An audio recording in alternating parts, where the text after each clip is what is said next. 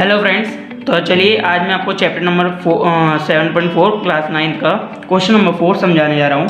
आ जाइए क्वेश्चन पढ़ते हैं। फर्स्ट हमने इस बार पैटर्न चेंज करा है थोड़ा सा, तो चलिए पहले हिंदी में पढ़ते हैं।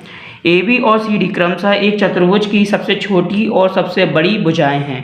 ठीक है फ्रेंड्स, और दर्शाइए कि जो मैंने लिखना था वो मैंने इसलिए नहीं लिखा, कोई यहाँ पे कॉमन पॉइंट यही है, दर्शाना हमें यही है। एंगल ए बड़ा है एंगल सी से एंड एंगल बी बड़ा है एंगल डी से। ठीक है, अब इंग्लिश में पढ़ के बताता हूँ फ्रेंड्स, फिर दोनों को एक साथ ही समझाऊंगा। ठीक है, A B and C D are the shortest and largest sides of a quadrilateral respectively.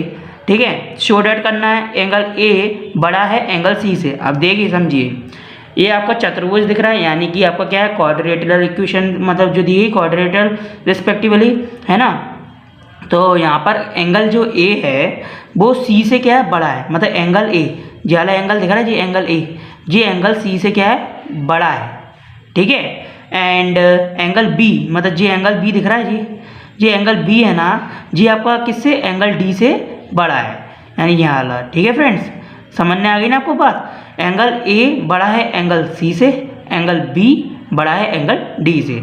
आपको इतनी बात समझ में आ गई फ्रेंड्स। बस हमें क्या करना है, ये प्रूफ करना है, ये क्या करना है, प्रूफ करना है, शो करना है। तो चलिए फ्रेंड्स, अब मैं इसको स्टार्ट करता हूँ सॉल्यूशन। उससे पहले फ्रेंड्स, हेलो फ्रेंड्स, मेरा नाम है सौरभ मित्तल, मैं आपको स्वागत करता हूँ आपके अपने YouTube channel S Saraswati 9th classes में। तो चलिए स्टार्ट करते हैं।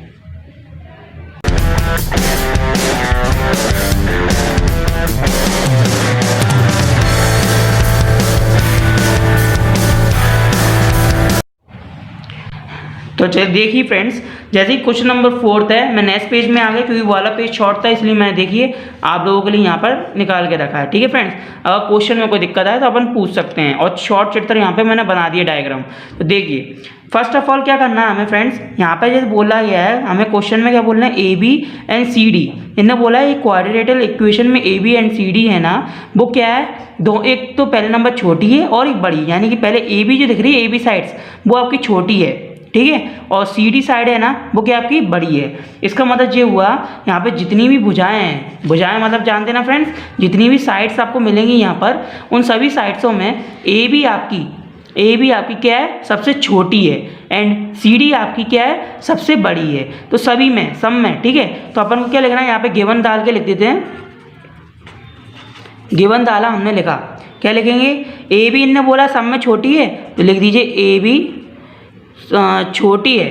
क्या लिखेंगे, ए बी छोटी है किससे, पहले बी सी लिख देते हैं अपन, कॉमा, फिर जाली साइड हो गई। अब इसको लिख लेते हैं, ए बी छोटी है किससे, सी डी से, कॉमा, फिर अब जी बची तो लिख दीजिए ए बी छोटी है किससे, ए डी से। ठीक है, एंड ए बी वाला अब तो तीनों पोर्शन निबट गए।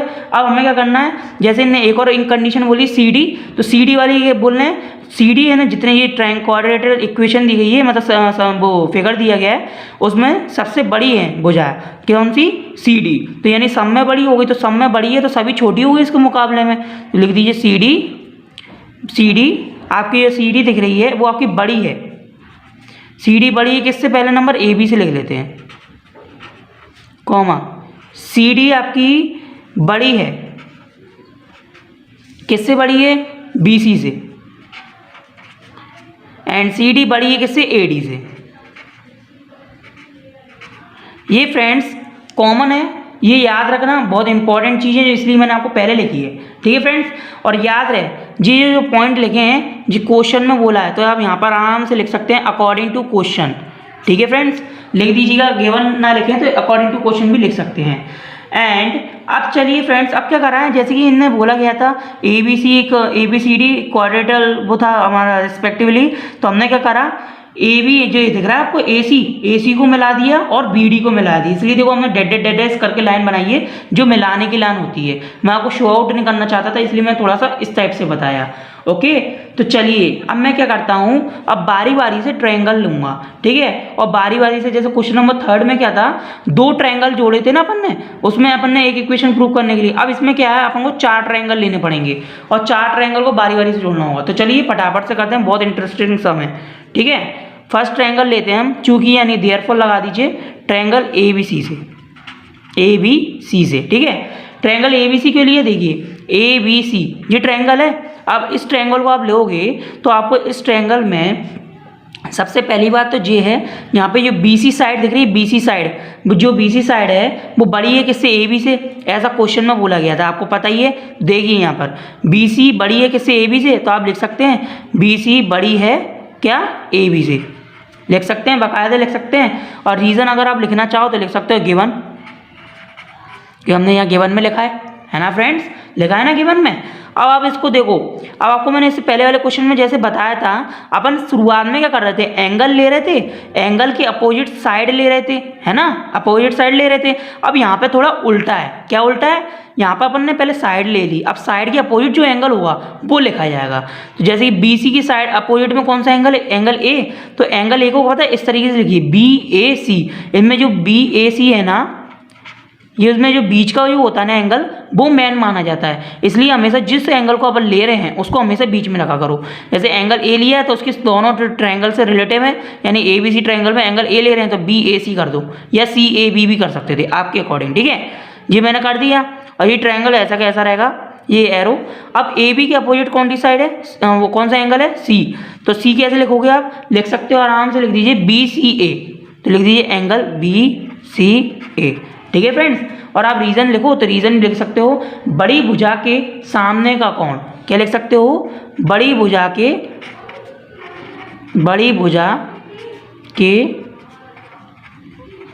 सामने का कोण, मतलब largest side to opposite angle, ठीक है फ्रेंड्स।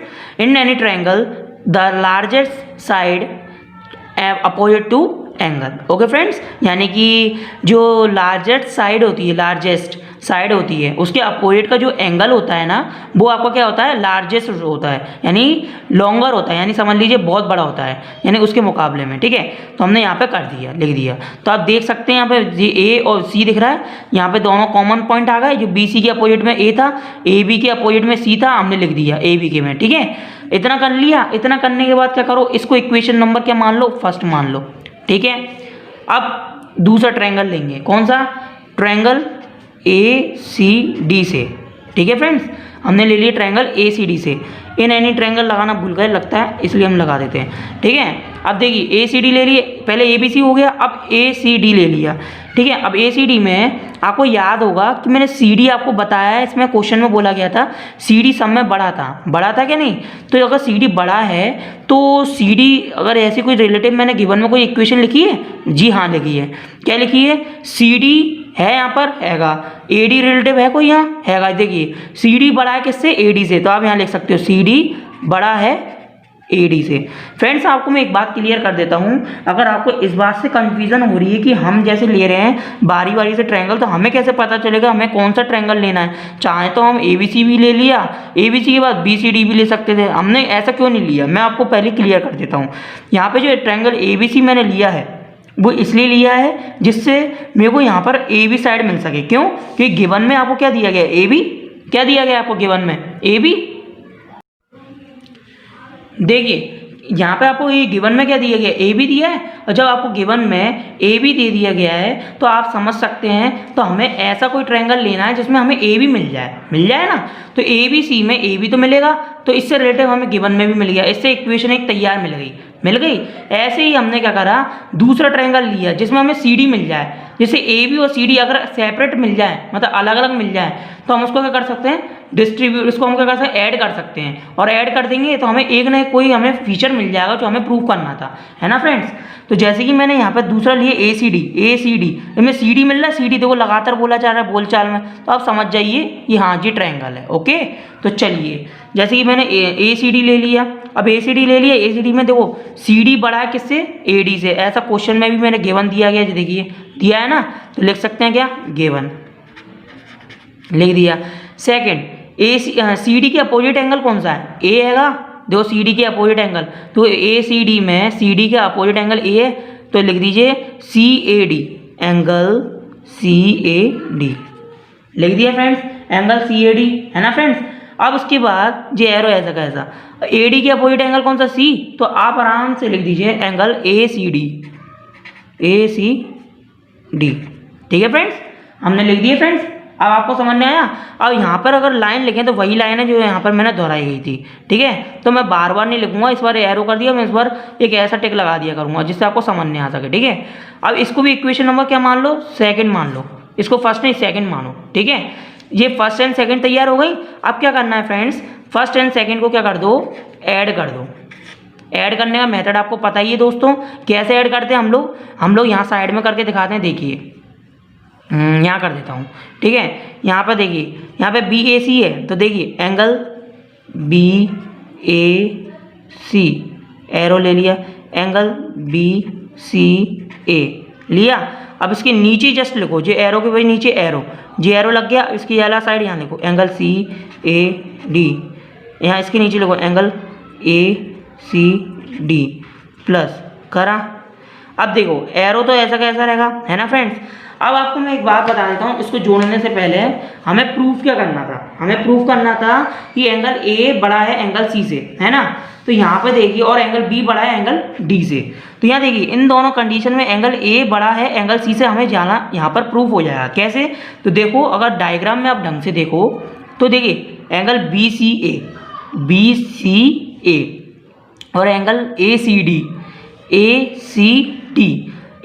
बी सी ए और ए सी डी में अगर आप गौर से देखें फ्रेंड्स, तो आपको एंगल सी कॉमन पॉइंट मिल रहा है। क्या मिल रहा है, कॉमन पॉइंट मिल रहा है बी सी ए सी डी में। तो ये एंगल सी अगर आपको कॉमन मिल रहा है तो आप इसको आराम से एंगल सी लिख सकते हैं, ठीक है फ्रेंड्स। आप लिख सकते हैं बिल्कुल, हाँ जी। क्यों नहीं लिख सकते, क्योंकि हमें यहाँ पे क्या बताना है, एंगल बताना है, नॉट अ साइड, ठीक है फ्रेंड्स। हमें साइड नहीं बताना है, एंगल बताना है। तो यहाँ पे जो कॉमन आ रहा होगा दोनों में, वो हमारे को यहाँ लिखना होगा, ठीक है, क्लियर। तो यहाँ पे हमने क्या लिख दिया, सी एंगल जो कि बी सी ए और ए सी डी में जो कॉमन था, है ना। तो एंगल सी कॉमन था तो लिख दिया। ऐसे ही यहाँ पे देखो angle B A C angle C A D में ए दोनों में कॉमन है, तो यहाँ पे हम क्या लिख सकते हैं, एंगल ए लिख सकते हैं, बिल्कुल लिख सकते हैं। अब फ्रेंड्स देखिए एंगल ए बड़ा है एंगल सी से, और आप फ्रेंड्स यहाँ पे देख लीजिए शो डेट में, यहाँ पे दर्शाइए में क्वेश्चन में क्या दिया गया है, एंगल ए बड़ा है एंगल सी से। देखा मैंने प्रूव कर दी पहली इक्वेशन। तो देखिए एक तो हमारी ये इक्वेशन प्रूव हो गई, हैंस प्रूव्ड।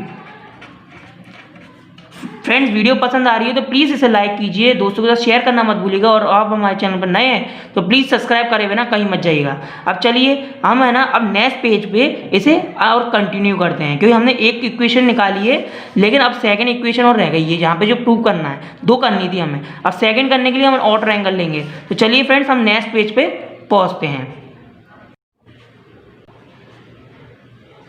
देखिए जैसे कि मैंने यहाँ पे आपके सामने लिख दिया है क्वेश्चन नंबर 4 का सॉल्यूशन में, एंगल ए बड़ा है एंगल सी से, हम ये प्रूव कर चुके हैं, तो मैंने प्रूव्ड लिख दिया। एंड सेकंड प्रूव करना क्या रह गया, एंगल बी बड़ा है एंगल डी से, तो ये हमें प्रूव डैट यानी सिद्ध करना है ना। तो सिद्ध कीजिए कि एंगल बी बड़ा है एंगल डी से। तो चलिए फ्रेंड्स ये तो प्रूव हो चुका, अब इसे और प्रूव कर देते हैं, ठीक है।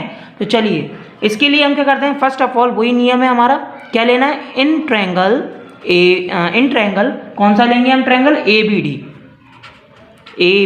डी, ठीक है। ए बी डी क्यों लेंगे, देखो फ्रेंड्स मैंने आपको बताया था पहले ही कि क्वेश्चन से रिलेटिव भी काम चलता है। अब देखो यहाँ पर जब हमने ए बी और सी डी से रिलेटिव ले लिया शुरुआत में, अब हम क्या लेंगे, थोड़ा अपोजिट लेंगे, यानी कि यहाँ देखिए बी डी और बी डी मिले, आपको साथ साथ बी डी भी मिलते जाए और सी डी भी मिले। इससे क्या होगा, एक अलग इक्वेशन तैयार हो सके, है ना, कॉमन इक्वेशन, जिससे हमें बी और डी इसमें ज़्यादातर मिले, ठीक है।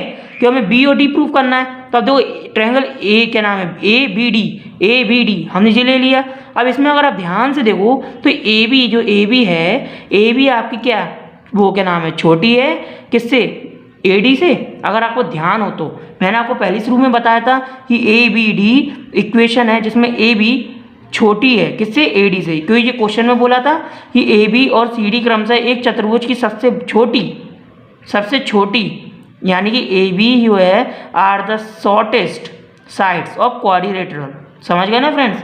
तो यहाँ पर हमारे को जो ए बी है ना, वो सब में क्या है, सबसे छोटी है, सब में सबसे छोटी है। अगर ए बी सब में सबसे छोटी है तो इसका मतलब ये हुआ कि ए बी सब में सबसे क्या है, छोटी।